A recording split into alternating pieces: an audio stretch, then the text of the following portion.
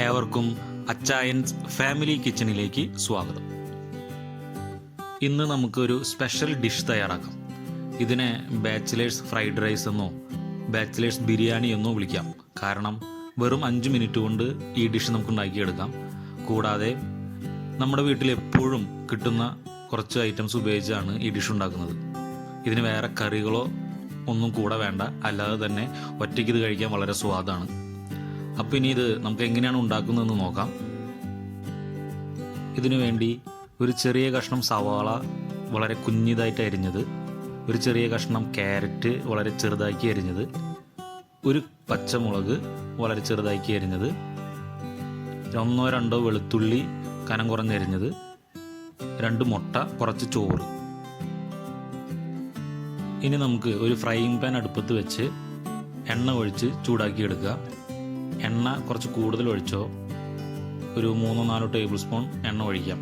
കാരണം നമുക്ക് എല്ലാ ഐറ്റംസ് ഇതിൻ്റെ അകത്തിട്ടൊന്ന് റോസ്റ്റ് ചെയ്തെടുക്കണം. എണ്ണ ചൂടായി വരുമ്പോൾ ഇതിലേക്ക് കുറച്ച് കടുകിട്ട് പൊട്ടിക്കുക. അതിനുശേഷം നേരത്തെ അരിഞ്ഞു വെച്ച എല്ലാ ഐറ്റംസും ഈ എണ്ണയിലോട്ട് ഇട്ട് ലോ ഫ്ലെയിമിൽ വെച്ച് കുറച്ച് നേരം വഴറ്റിയെടുക്കുക.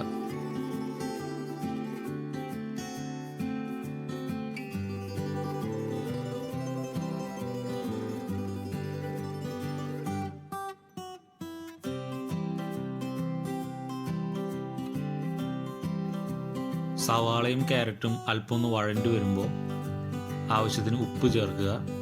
അതിനുശേഷം അല്പം മഞ്ഞൾപ്പൊടിയും കുറച്ച് കുരുമുളക് പൊടിയും ചേർത്ത് നല്ലവണ്ണം ഒന്ന് മിക്സ് ചെയ്യുക.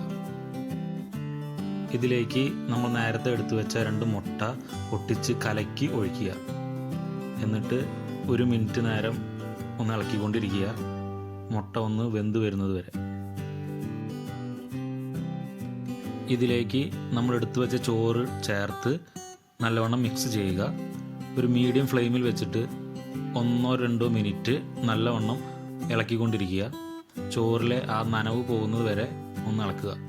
അതിനുശേഷം നമുക്ക് ഫ്ലെയിം ഓഫ് ചെയ്യാം. അങ്ങനെ നമ്മുടെ ബാച്ചിലേഴ്സ് ഫ്രൈഡ് റൈസ് തയ്യാറായി കഴിഞ്ഞു.